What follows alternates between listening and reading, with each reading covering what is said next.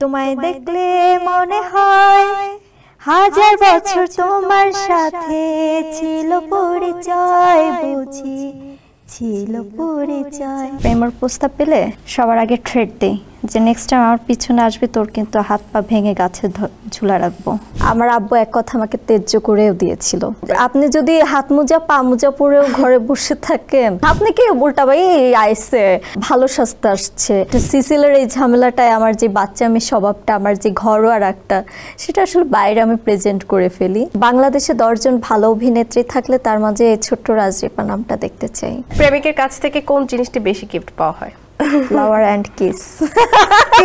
আসলে আমি যেটা টার্গেট করে এসেছি যে বড় পর্দায় নিজেকে দেখব, সেটা আসলে ফাইনালি আমি সাকসেস হয়েছি। কতটি প্রেম করেছে এখন বর্তমান 7টা। বাংলাদেশের জনগণের মন পাওয়া খুবই কঠিন। একটা পরিত্যক্ত একটা হল ছিল, পর্দায় দেখতাম আহা এখানে তো নায়ক নায়িকাদের দেখা যায়, যদি আমিও যদি নায়িকা হতে পারতাম। কবুল কবুল আবার কি?